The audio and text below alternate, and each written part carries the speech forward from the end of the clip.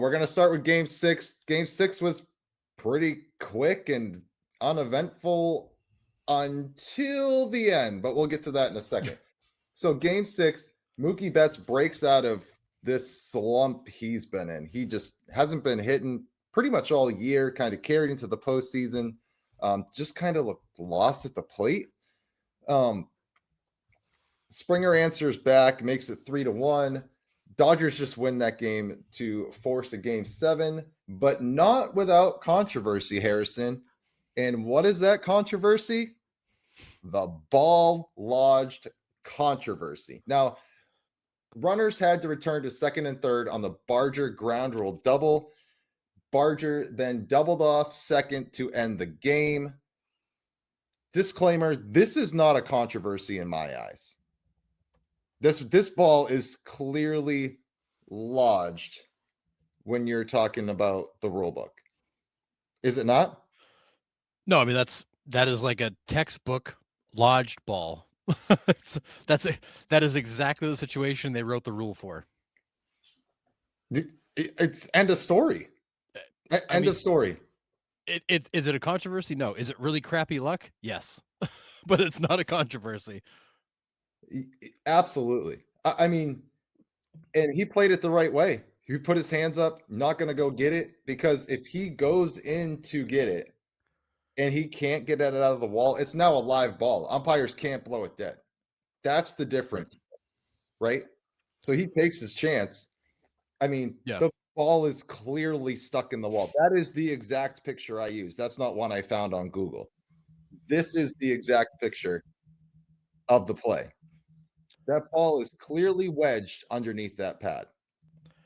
Yeah. And then was it Dean that was in center field at this point in the game? Is that who was out there? Uh-huh. And I'm pretty sure you can see, was it Kike and left? Like Kike's pointing, screaming, like, hands up, like, because the kid was going for the ball. He started to, then he stopped and like put his hands up like he's supposed to, because I mean, he goes for that ball to tie game because Barger was already basically to third when he was going to get that ball. Right. That was 100% the right thing to do.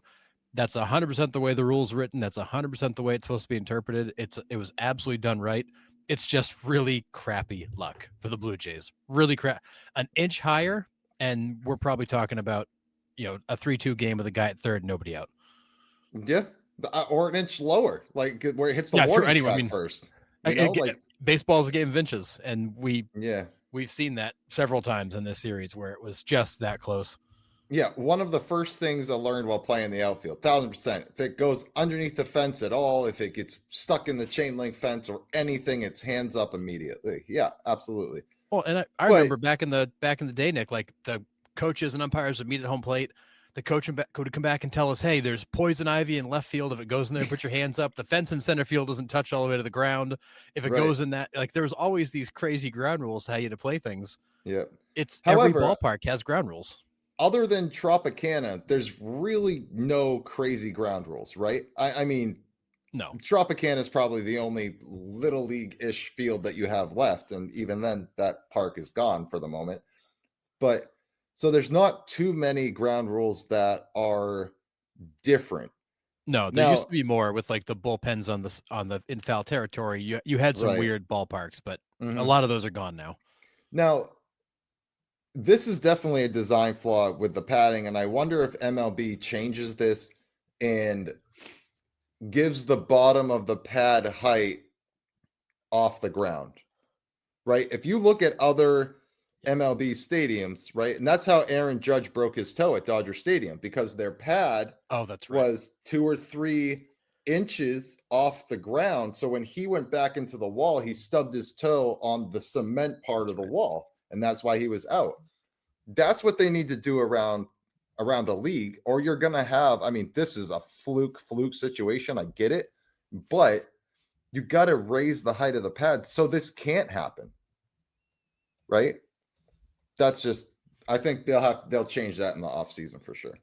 Well, and if I remember correctly, Rogers Center used to have the pad that was like 3 or 4 inches off the ground so a ball couldn't get wedged. And when they did that renovation, was it last year? Yeah. They moved the outfield wall around, they redid it, which I think now they look back and probably wish they hadn't, because that ball would have just hit that base plate and kicked out. But yep. brutal. Yeah. I mean, that is just brutally bad luck. Yeah, flat cheese. I mean, what they should do is put in a rubber like baseboard at the bottom of the wall. I mean, I agree. I don't think it will be rubber because that ball, if that hits that flush, we're looking at inside the park home runs. But I get what you're saying for sure. Every Yeah. stadium has ground rules for the interpretation of the rules. Yeah, I mean, it's just Yep. you got to raise the bottom of the pad height there, and we're not talking about this, but you know, for the Blue Jays, Game 6, this was just, to put it bluntly, shit luck. I mean, this was Terrible. a 1 in a million shot. You could sit there during BP and hit a million balls, and none of them get stuck. None. I mean, I can't remember a ball getting stuck in a wall pad like that, like ever. I mean, I know it's happened, but I think more of fields like Wrigley were to get lost in the ivy. Right.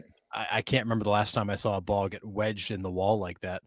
And again, like it had to come in at the perfect angle. It is just an incredibly bad luck.